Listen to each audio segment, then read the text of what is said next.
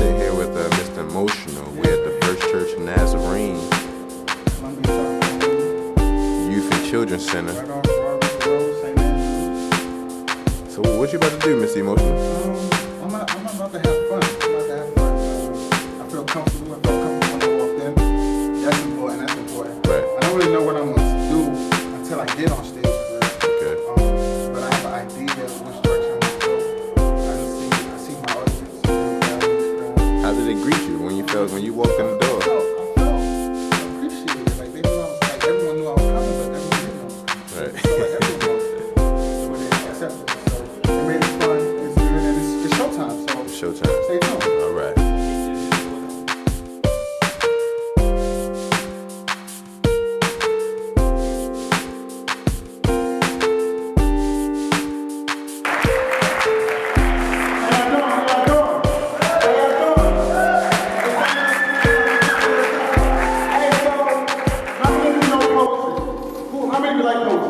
So what do you do when you hit poetry?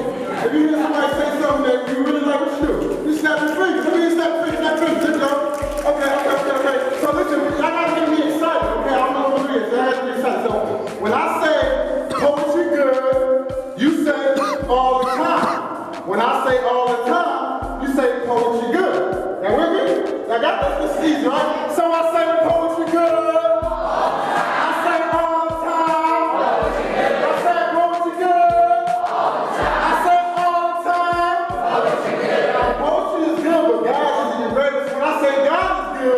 You say all the time. When I say all the time, you say God is good. Y'all with me? Here we go. God is good. All the time. I say all the time. God is good. I say God is good.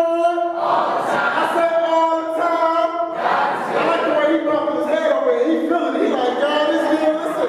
So let me tell you about myself. Come with me as I take you on a journey to a place located on the eastern coast of the map, right between the northern and western hemisphere. A place I once called home. A place with a high cost of living and a high crime rate. You see, we call it the Garden State. Growing up in the streets of New Jersey was all so rough. You see, you had to know how to fight walking home from school. The streets was all so tough. Never paid attention in class, and I always broke the rules. I thought I was just that tough until I got myself in some big trouble one day, scared for my life. My mother was like, look, this is way too much. I'm sending you to South Carolina to your uncle for the next few months.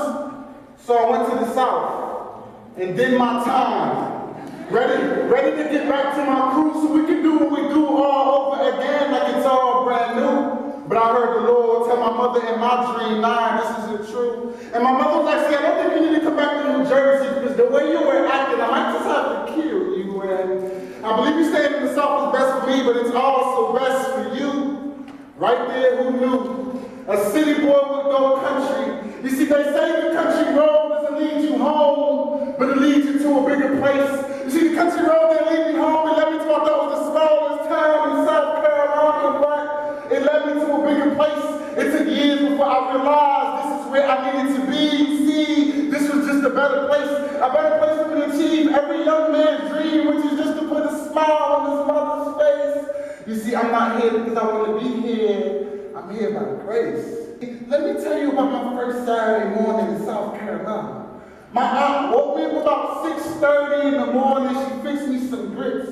She said, boy, when you finish eating those grits, I need you to go outside and cut that grass. And I looked at her and laughed. I said, she must not know where I'm from because where I'm from, we don't cut no grass. And it's also Saturday morning, but she was quick to tell me, boy, watch your mouth. And let me teach you your first lesson in the South. You see, nobody cares about where you're from. It's all about where you're at. And right now you're in society in South Carolina, and around these parts, we burn trash and we cut grass. And just for your slick mouth, you also want to wash those dishes too, right there. I was sending up innocent man's prayers and ungrantable wishes.